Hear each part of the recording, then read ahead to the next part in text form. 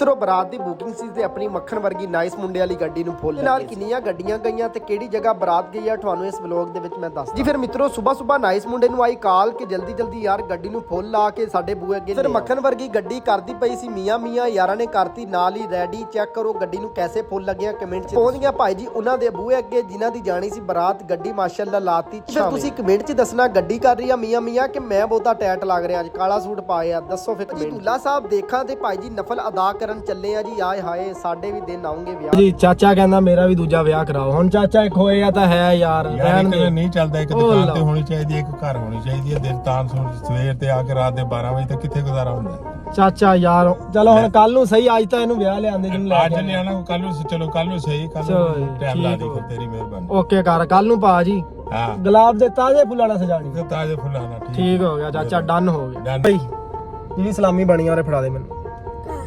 ਓਏ ਘਰ ਉਹ ਬਰਾਤ ਵਿੱਚ ਕਿਆ ਲੈ ਕੇ ਜਾਊਂਗਾ ਉੱਥੇ। ਚਲੋ ਗਰਮੀਆਂ ਵੀ ਅਖੀਰ ਦੀਆਂ ਆ ਚੁੱਕੀਆਂ ਕਿਉਂਕਿ ਗੱਡੀਆਂ ਦੇ ਵਿੱਚ ਏਸੀ ਹੁਣ ਹੋ ਗਏ ਸਟਾਰਟ। ਤੁਹਾਨੂੰ ਦੇਖਾਂ ਨਿਆਣੇ ਫਿਰ ਰਹੇ ਆ ਕਿਉਂਕਿ ਬਰਾਤ ਚੱਲੀ ਆ। ਨਿਆਣੇ ਪੈਸੇ ਚੁਗਣ ਵਾਸਤੇ ਆਏ ਹੋਏ। ਫਿਰ ਮਿੱਤਰੋ ਪਹੁੰਚ ਗਈ ਸੋਹਣੇ ਸ਼ਹਿਰ ਸਰਗੋਦਾ ਤੇ ਗੱਡੀਆਂ ਇੱਕ ਵਾਰੀ ਲੱਗ ਗਈਆਂ। ਨਾਲ ਹੈਗੇ ਜੀ ਟੈਕਸੀ ਡਰਾਈਵਰ ਭਾਈ ਯੂਸਫ ਜਿਹੜੇ ਕਿ ਆਪਣੀ ਵੈਗਨ ਲੈ ਕੇ ਆਏ ਹੋਏ। ਯਕੀਨ ਕਰੋ ਬਹੁਤ ਹੀ ਜ਼ਿਆਦਾ ਲੱਗੀ ਆ। ਹੁਣ ਗਰਮੀ ਵੀ ਅਖੀਰ ਦੀ ਆ ਤੇ ਖੜ ਕੇ ਹੁਣ ਵੇਟ ਕਰ ਰਹੇ ਆ ਕਿਉਂਕਿ ਅੱਗੋਂ ਇੱਕ ਹੋਰ ਬਰਾਤ ਵੀ ਆ ਰਹੀ। ਪਤਾ ਚੱਲਿਆ ਕਿ ਬਰਾਤ ਨੇੜੇ ਲੱਗ ਚੁੱਕੀ ਆ। ਨਾਲ ਹੀ ਯਾਰ ਹੁਣ ਵੀ ਪਹੁੰਚ ਗਏ ਬਰਾਤ ਲੈ ਕੇ ਮੈਰਿਜ ਜੀ। ਖਿਲਾਰਤੀ ਛਾਵੇਂ ਨੂੰ ਮੈਰਿਜ ਹਾਲ ਦੇ ਅੰਦਰ ਨੂੰ ਆਏ। ਮੈਂ ਕਿਹਾ ਯਾਰ ਇੱਥੇ ਤਾਂ ਕੋਈ ਆਵਾਮ ਨਹੀਂ ਹੈ ਨਾਲੇ ਗਰਮੀ ਅਖੀਰ। ਫਿਰ ਮਿੱਤਰੋ ਬਿਨਾਂ ਤਕੱਲਫ ਦੂਸਰੀ ਬਰਾਤ ਆ ਚੁੱਕੀ ਸੀ। ਲਓ ਜੀ ਮੈਂ ਕਿਹਾ ਉਸਤਾਦ ਜੀ ਜਲਦੀ ਆ ਜਾਓ ਮੈਂ ਤੁਹਾਡੀ ਖਾਤਰ ਹੀ ਖੜਾ ਹੋ ਰਿਹਾ। ਜਿਵੇਂ ਹੀ ਆਈ ਭਾਈ ਜੀ ਹੋਟਲ ਤਾਂ ਭਰ ਗਿਆ। ਇੱਕ ਵਾਰੀ ਹੰਗਾਮਾ ਪੈ ਗਿਆ। ਯਕੀਨ ਕਰੋ ਗਰਮੀ ਅਖੀਰ ਦੀ ਆ ਉਤੋਂ ਹੋਟਲ ਸਾਰਾ ਭਰ ਗਿਆ। ਜੀ ਦੁੱਲਿਆਂ ਦੇ ਪੈਸੇ ਲਟਾਏ ਜਾ ਰਹੇ ਆ। ਜਾਓ ਜੀ ਦੋ ਦੁੱਲੇ ਖੜੇ ਆ ਸਟੇਜ ਤੇ ਪਾ ਰਹੇ ਆਪਸ ਦੇ ਵਿੱਚ ਮਿੱਠੀਆਂ ਜੱਪੀਆਂ ਕਿਉਂਕਿ ਨਕਾਬ ਪੜਾ ਕਹਿੰਦੇ ਮੇਰੇ ਪਿੰਡ ਦੇ ਯੰਗਸਟਰ ਛੋਟੇ ਮੁੰਡੇ ਵੀ ਆਏ ਹੋਏ ਆ ਜੀ। ਮੈਂ ਕਿਹਾ ਬਰਾਤ ਨਾ ਆਏ ਆ ਤੁਸੀਂ ਕੋਈ ਸਵੇਰ ਦੀ ਰੋਟੀ ਤਾਂ ਨਹੀਂ ਖਾਧੀ। ਕਹਿੰਦੇ ਕੋਈ ਨਹੀਂ। ਕੈਮਰਾਮੈਨ ਮੇਰੀ ਵੀਡੀਓ ਬਣਾ ਰਿਹਾ ਤੇ ਆਸੇ ਪਾਸੇ ਦੇਖ ਰਿਹਾ। ਮੈਂ ਕਿਹਾ ਮੈਂ ਤੇਰੀ ਬਣਾਉਣਾ। ਸਾਰੀ ਦੁਆ ਕਰਦੀ ਪਈ ਸੀ ਹੱਥ ਚੱਕ ਕੇ ਅੱਲਾ ਮੇਰਾ ਵੀ ਕਰ ਦੇ। ਮੈਂ ਸਾਰਿਆਂ ਨੂੰ ਖੜਾ ਹੋ ਕੇ ਕਿਹਾ ਮੈਂ ਕਿਹਾ ਮੇਰੇ ਵਾਸਤੇ ਵੀ ਦੁਆ ਕਰਿਓ ਯਾਰ। ਭਾਈ ਜੀ ਸ਼ਾਦੀ ਮੁਬਾਰਕ ਦੀਆਂ ਪੁੜੀਆਂ ਨੇੜੇ ਨੂੰ ਨਾ ਮਤਲਬ ਜੇਬੀ 2-3 ਪੁੜੀਆਂ ਨਾ ਪੈਣ ਐਵੇਂ ਲੱਗਦਾ ਵਿਆਹ ਹੈ ਜੀ। ਮੁਰਗੀ ਅਸੀਂ ਕੋਈ ਨਹੀਂ ਖਾਧੀ ਸਹੀ ਗੱਲ ਕਰ ਰਹੇ ਆ ਯਕੀਨ ਕਰੋ ਅੱਜ ਮੁਰਗੀ ਸੀ। ਅਸੀਂ ਭਾਈ ਜੀ ਚਾਵਲ ਦੇ ਉੱਤੇ ਸਾਲਨ ਪਾ ਕੇ ਨਾ ਮਤਲਬ ਸ਼ੋਰਾ ਜਿਹਾ ਆਏ ਹਾਏ ਉਹ ਆਇਆ ਤੇ ਗੱਡੀ ਤੋਂ ਸਾਰੇ ਫੁੱਲ ਗਏ। ਮੈਂ ਕਿਹਾ ਇਹ ਕੌਣ ਲੈ ਗਿਆ ਕੁਲਫੀ ਵਾਲਾ ਭਾਈ ਕਹਿੰਦਾ ਯਾਰ ਨਿਆਣੇ ਲੱਗੇ ਹੋਏ ਸੀ ਮੈਂ ਉਹਨਾਂ ਨੂੰ ਭਾਈ ਜੀ ਕਾਫੀ ਹੋ ਗਏ ਸੀ ਹੁਣ ਬਸ ਬਰਾਤ ਜਾਣੇ ਦਾ ਵੇਟ ਕਰ ਰਹੇ ਸੀ। ਲਓ ਜੀ ਮਿੱਤਰੋ ਬਰਾਤਾਂ ਅੱਜ ਚੈੱਕ ਕਰੋ ਯਾਰ। ਤਾਂ ਉਰੇ ਆਈਆਂ ਇੱਕ ਆ ਜਾ ਰਹੀ ਆ 2-3 ਮੈਂ ਆਂਦੇ ਹੋਏ ਦੇਖੀਆਂ। ਲਓ ਜੀ ਮਿੱਤਰੋ ਦੁੱਲੇ ਵਾਲੇ ਭਾਈ ਜੀ ਜਿਹੜੇ ਹੁੰਦੇ ਆ ਉਹ ਕੀ ਹੁੰਦਾ ਗਿਫਟ ਗੁਫਟ ਰੱਖਤੇ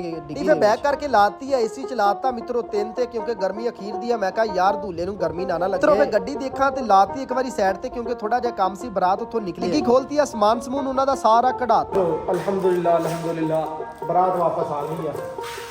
ਬਰਾਤ ਵਾਪਸ ਆ ਗਈ। ਆਖਰੀ ਕੰਮ ਕੀ ਰਹਿ ਗਿਆ ਮੇਰਾ ਫੁੱਲ ਲਾਣੇ ਚਾਹੀਦੇ ਬਸ ਬਾਕੀ ਕੰਮ ਸਾਰੇ ਮੇਰੇ ਮੁਕੰਮਲ ਆ ਜੀਓ।